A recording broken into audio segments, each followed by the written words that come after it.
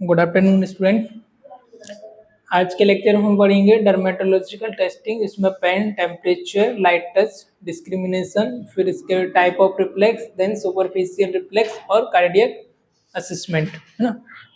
तो क्या क्या इसमें हमको टेस्ट करना होता है उसके बारे में समझेंगे, है ना। स्किन का अभी तक का हमारा न्यूरो का हो गया है और फिजिकल एग्जामिनेशन वगैरह हमने इसमें कंप्लीट कर लिया है। अभी हम देखने वाले हैं इसमें डर्मेटोलॉजी, मतलब आपकी स्किन का टेस्टिंग।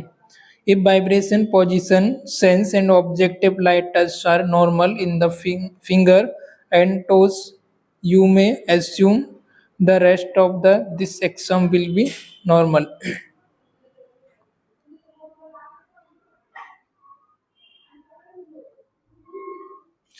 हमारा इसमें टच का सेंसेशन हमारा नॉर्मल आ रहे कहाँ, हमारे फिंगर्स में और टोस में। जैसे हमने स्किन में पेन को टच किया है ना, हमारे हाथ को टच किया या हमने पिंच किया, या तो उसका जो भी सेंसेशन है हमारा कोल्ड का, हॉट का, पेन को हमने टच किया, पेन को हम इधर पिंच चुबा रहे हैं हाथ में, तो उसको यदि सेंसेशन हो रहा है तो स्किन का जो है वो प्रॉपर तरीके से जो सेंसरी फंक्शन है न्यूरॉन का, वो प्रॉपर तरीके से सेंसन वाला जो नर्व है वो काम कर रही है ना। तो ये चीज़ हमको चेक करना होता है इसमें।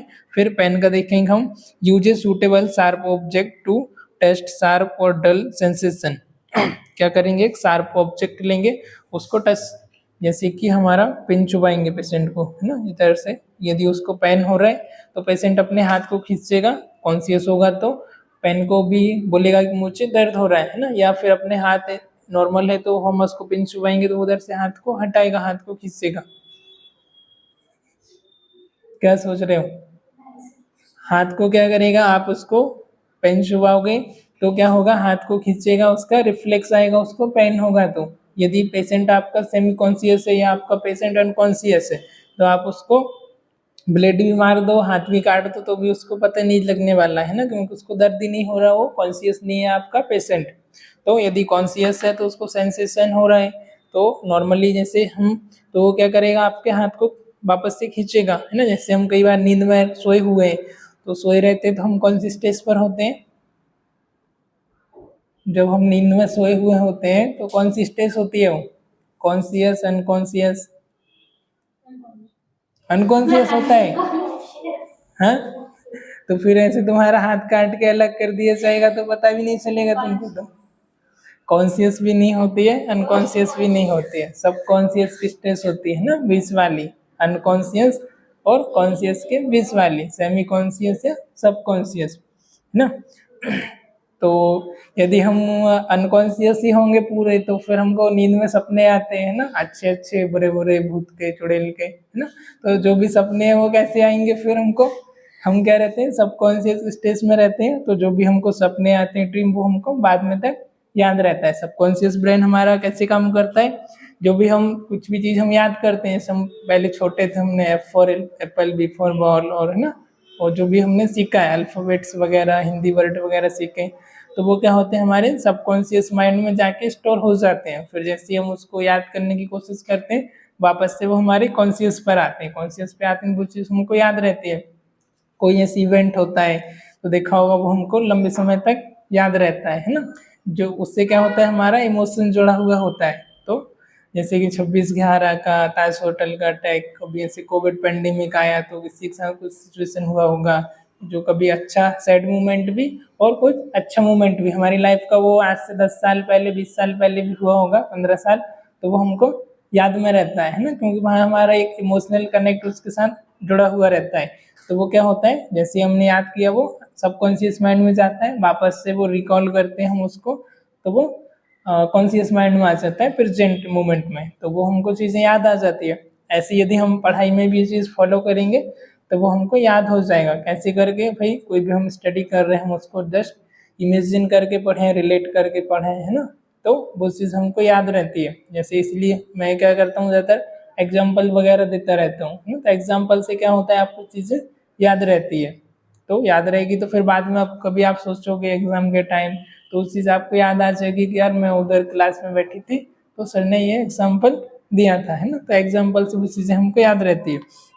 टेस्ट द फॉलोइंग एरिया, हमको इसमें कौन कौन से एरिया में टेस्ट करना होता है? शोल्डर का, शोल्डर में हमारी सर्वाइकल 4 वाली जो नर्व होती है वो शोल्डर की मूवमेंट को देखने का काम करती है, उसका रोल होता है शोल्डर की मूवमेंट को फॉलो करना। तो यदि आपका शोल्डर का मूवमेंट प्रॉपर नहीं हो रहा है तो डॉक्टर के पास जाते हैं, बोलते हैं हाथ ऊपर करो, इधर करो, उधर करो, है ना, चेक करते हैं।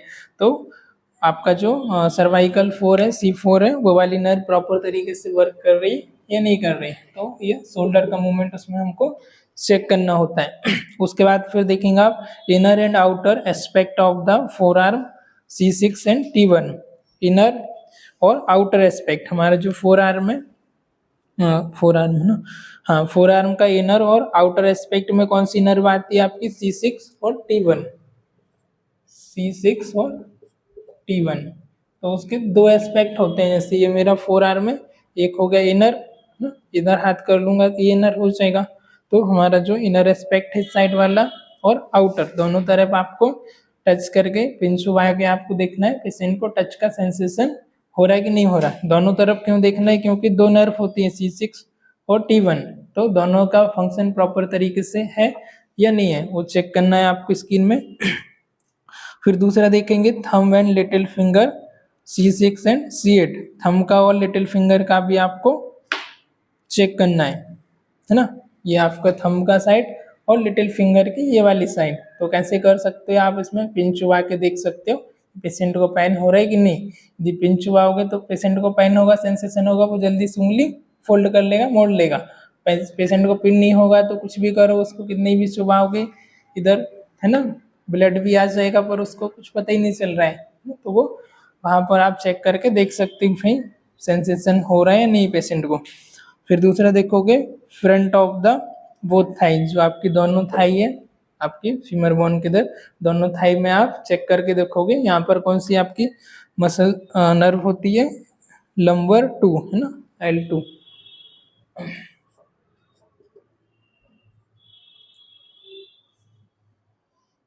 तो L2 सप्लाई करती है। यदि कुछ भी उसमें डिफॉर्मिटी रही, आपका जो यहाँ का थाई का जो रीजन है वहां पर आपने पिन चुबाया और पेशेंट को सेंसेशन नहीं हो रहा है, तो कौन सी नर्व में डिफॉर्मिटी होगी? आपकी L2 में, नंबर 2, है ना। तो इससे आप एनालाइज कर सकते हो। फिर उसके बाद आके मतलब MRI स्कैन वगैरह करा के आप चेक कर सकते हो भाई क्या प्रॉब्लम आ रही है। उसके अकॉर्डिंग फिर न्यूरो और स्पाइन जो सर्जन रहते हैं उनको दिखाकर फिजिशियन को आप डॉक्टर को आगे कंसल्ट कर सकते हो, पर ये चीज़ आपको देखना होता है। फिर 5th पॉइंट है medical and lateral aspect, medial and lateral aspect of both kelps L4 and L5। इसका मीनिंग देखना पड़ेगा, एक मिनट।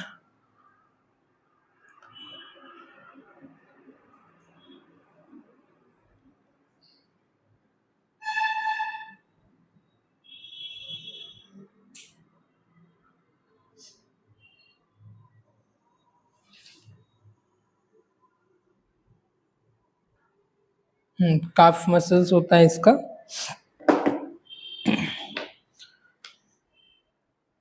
जो आपकी काफ मसल्स हैं पीछे की काफ मसल, उसमें आपको L4 और L5 कौन सी जो नर्व होती है वो सेंसेशन का उसका रोल होता है, वो सेंसेशन को देखती है। तो आपको उसमें लेटरल एस्पेक्ट से चेक करना है और मीडियल एस्पेक्ट से, पीछे की जो आपकी काफ मसल्स इधर की, ठीक है, घुटने के नीचे वाली पीछे की जो मसल्स उसमें मीडियल एस्पेक्ट पर और लेटरल एस्पेक्ट पर भी आपको चेक करना है। उसके बाद आप देखोगे लिटिल टो, जो आपके पैर की फिंगर है, छोटी वाली फिंगर, उधर भी आपको चेक करना है। यहाँ पर कौन सी आती है आपकी S1 नर्व सप्लाई करती है। इतना समझ आया पेन का। इसके बाद फिर देखेंगे हम टेम्परेचर। टेम्परेचर में क्या क्या हमको चेक करना होता है? Of one omitted if pain sensation is normal present, use a tuning fork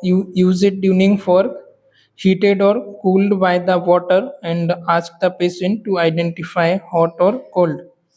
temperature कैसे चेक करोगे? एक ट्यूनिंग फॉग आता है जिसमें जो कि स्टेनलेस स्टील का होता है ना, तो उसको आप गर्म पानी में डिप करके तो थोड़ा वो गर्म हो जाएगा, या उसको कोल्ड करके आप दोनों तरीके से चेक कर सकते हो पेशेंट को टेम्परेचर का सेंसेशन हो रहा है या नहीं। या आप और कुछ भी यूज़ कर सकते हो, हॉट वाटर या कोल्ड वाटर का बैग भी आप यूज़ कर सकते हो।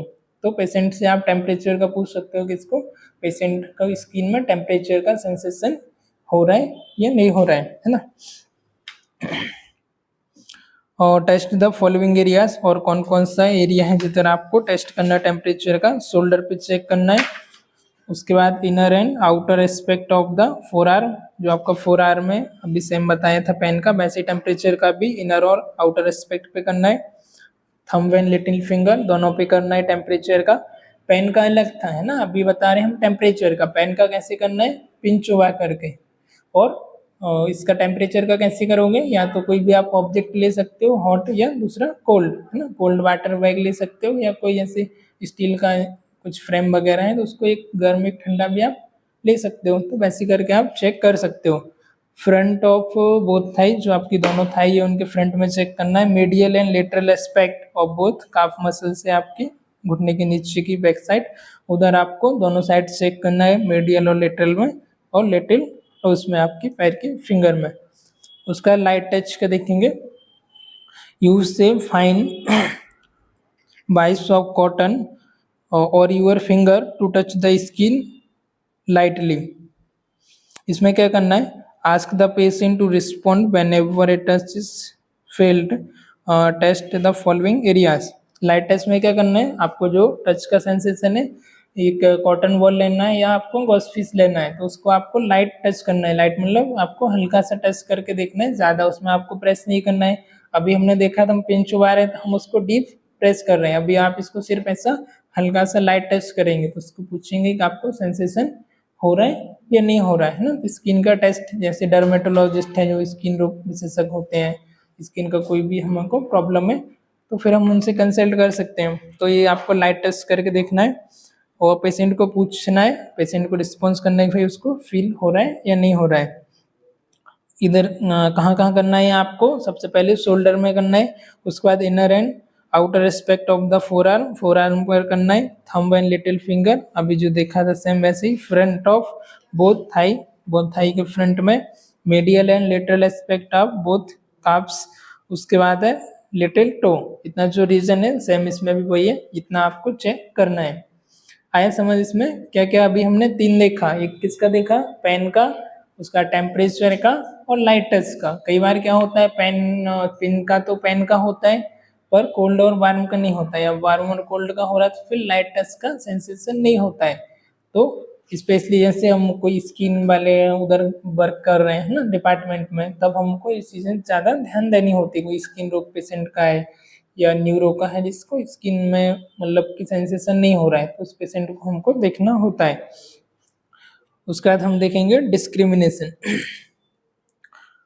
Since these tests are dependent on the touch and position sense, they cannot perform when the tests above are carefully abnormal.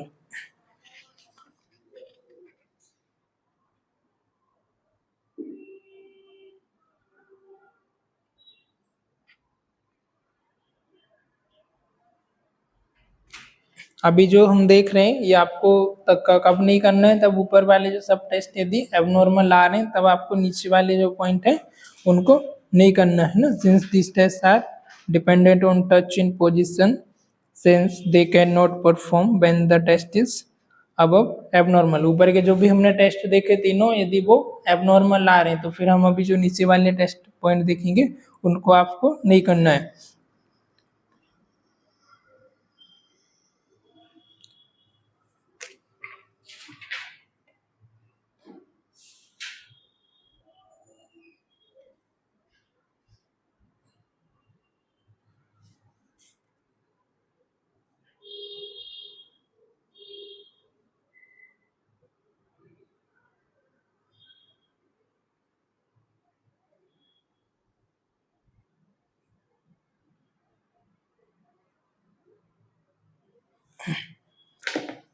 तो फर्स्ट है आपका ग्राफिस्थेसिया।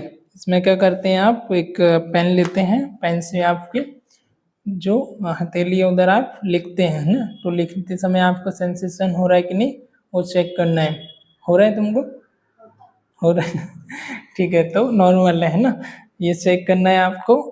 ऊपर का यदि ये सब आपको फिर आपको देखना है with the blunt end of pen and pencil draw a large number in the patients palm, है ना, पेशेंट की जो पाम है, पेशेंट की हथेली है, उस पर आपको लार्ज कुछ भी ऐसा ड्रॉ वगैरह करना है, इमेज उसका नाम लिख सकते हो थोड़ा बड़े में, ठीक है। तो उससे पूछना है कि आपको सेंसेशन हो रहा है कि नहीं हो रहा है। Ask the patient to identify the number, जैसे आपने कोई नंबर लिखा 1 2 3 4 5 ऐसे करके, तो उसको पूछना है क्या लिखा है, तो फील होके समझ आता है ना हमको क्या लिखा है, आता है ना, लिख के देखो, आता है ना। हाँ, नहीं भी देखेंगे तो आ जाता है कि 2 लिखा है, 4 लिखा है, 1 लिखा है ना, आ जाता है। तो ये हमारा सेंसेशन भी इतना होता है कि भाई कोई देख भी नहीं पा रहे तो उसके हाथ पे भी लिख सकते, तो उसको समझ आ जाएगा, है ना।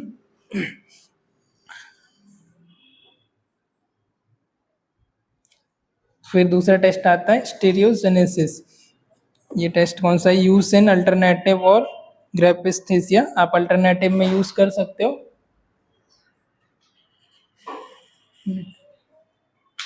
उस करने मारूंगी। नेक्स्ट हमारा है स्टोरियोग्नोसिस ना, इसमें हम देखेंगे कैसे करना है। इसमें आपको जैसे कोई आपको ऑब्जेक्ट है ना, और आपको हाथ पे उसको लेने का है, देखना है कि ये 3D डायमेंशन में है या 2D में, उसका शेप कैसा है आपको फील करके उसको बताना है। जैसे कि ये आप लोगे तो ये कैसा है आपका सिलेंड्रिकल है, रोल शेप में है ना, और इसके बाद आप इसको लेोगे तो ये कितना 4 डायमेंशन में, 1 2 3 और 4। तो आपका आइस बंद करके चेक करना है कि नॉर्मल है या एबनॉर्मल है, उसका डायमेंशन कितना है, ये ऑब्जेक्ट को आपको चेक करना होता है ये वाले टेस्ट में। यूसेस अल्टरनेटिव, पहले आप ये कर सकते हैं, फिर बाद में आप इसको टेस्ट को कर सकते हैं, ऊपर वाला जो हमने देखा उसके बाद। Place a familiar object in the patient hand, coin, paper, clip, pencil, etcetera. क्या कर सकते हो, जो पेशेंट का नॉन है जो उसको जानता है वो ऑब्जेक्ट आप उसको रख सकते हो, उससे पूछ सकते हैं, जैसे कॉइन हो गया, आपकी की हो गई, पेपर हो गया, कुछ क्लिप वगैरह आती हैं जो पिन वगैरह, पेंसिल, एक्सेट्रा, ये चीज़ें रख के उससे पूछ सकते हो ये क्या है, इसका शेप कैसा है। Ask the patient to tell you what is this, patient से पूछ सकते हो कि ये क्या है ना।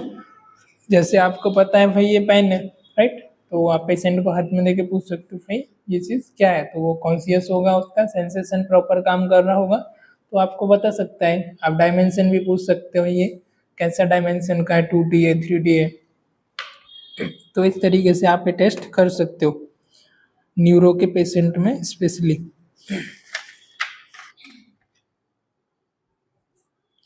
और फिर देखोगे 2 पॉइंट डिस्क्रिमिनेशन, ये हम न्यूरो के अंदर देख रहे हैं, न्यूरो के अंदर स्किन का एग्जामिनेशन जो हमारा मैंने बताया था, जैसे भाई जो न्यूरो है ब्रेन है वही पूरी बॉडी का फंक्शन देखता है ना, जैसे कि हम एक कार होती तो कार का ड्राइवर होता है वो पूरी कार को चलाता है, ऐसे हमारा ब्रेन है, न्यूरो है, जो पूरी हमारी बॉडी के सेंसेशन को देखता है ना, वहीं से नर्व वगैरह सप्लाई होती है, न्यूरो जो ब्रेन तक मैसेज लेके जाते हैं, फिर वैसा हम एक्टिविटी करते हैं।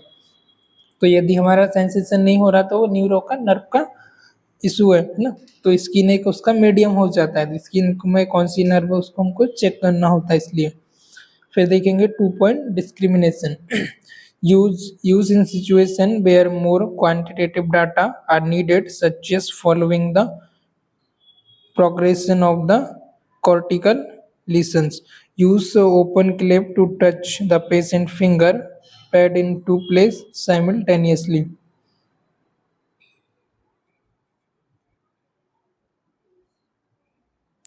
Alternative, irregularly with the pointer touch, ask the patient to identify one or two. इसमें आपको क्लिप आती है, वैसे आपको 2 क्लिप लेना है ना, उसको पेशेंट का हाथ उसमें टच करना है अल्टरनेटिवली, वो पेशेंट से पूछना है कि टच का सेंसेशन है वो दोनों जगह पर प्रॉपर हो रहा है या नहीं हो रहा है ना। इसमें आपको इस तरीके से इमेज दिखाऊं,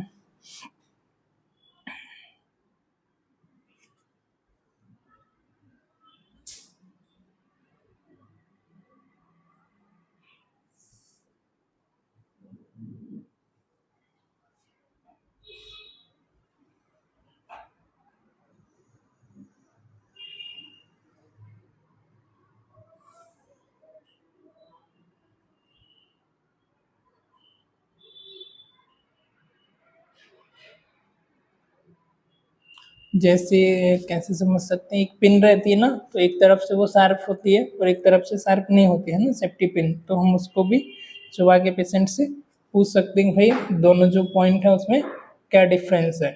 जैसे कि अब ये हमारा पेन रहता है ना, पेन को हम इस साइड से चुबाएंगे तो उसमें हमको डिफरेंस अलग आएगा, पर यदि जो शार्प उसका टिप है उधर से चुबाएंगे तो वो ज़्यादा चुभेगा।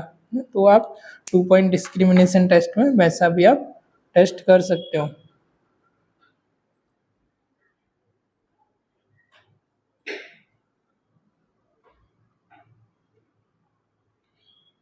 आया समझने वाला?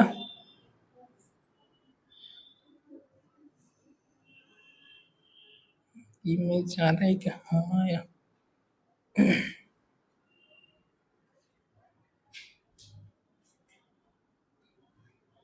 ये देखो, इस तरीके से पिन से दो जगह जो आके दोनों जगह उसको पॉइंट पर सेंसेशन हो रहा है या नहीं हो रहा है। ऐसा कोई भी शार्प ऑब्जेक्ट लेना है तो दोनों जगह का आप उसको चेक कर सकते हो। ऐसी दो जगह है ना, 2 पॉइंट डिस्क्रिमिनेशन, तो दोनों के बीच में कितना फर्क है या दोनों बराबर उसको टच का सेंसेशन हो रहा है, या एक जगह का हो रहा है या एक जगह नहीं हो रहा है, तो वैसे आपको उसको चेक करना है। ये जो बचपन में आता था ना ऐसा डिवाइडर, मैथमेटिक्स में बनाते थे, क्या बोलते हैं, हाँ जो भी है, उससे आपको चेक करना है।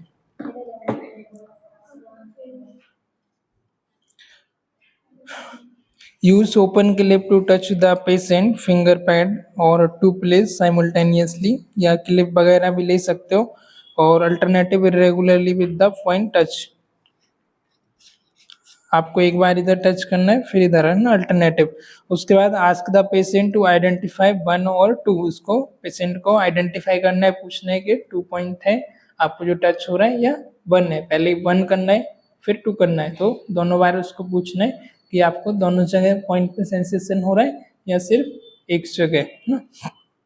अल्टरनेट कर सकते हो, find the minimal distance eight which the patient can discriminate ना, आपको जो डिस्टेंस है वो मिनिमल होना चाहिए, ज़्यादा डिस्टेंस भी आपका नहीं होना चाहिए। उसका देखेंगे टाइप ऑफ रिफ्लेक्स, इसमें आ जाता है प्रीमेटिव रिफ्लेक्स और सुपरफिशियल रिफ्लेक्स, ये वाला। The different reflex response may be grouped into category on basis of their clinical significance। इसको clinical significance के हिसाब से दो पार्ट में डिवाइड किया है, पहला प्रीमेटिव और सुपरफिशियल। अभी पहले प्रीमेटिव का समझेंगे फिर सुपरफिशियल का। This include A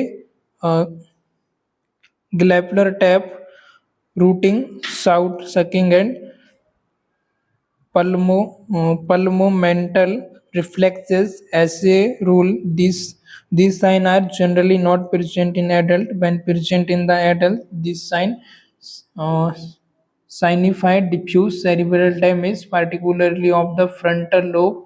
Hence, the term frontal lobe release sign।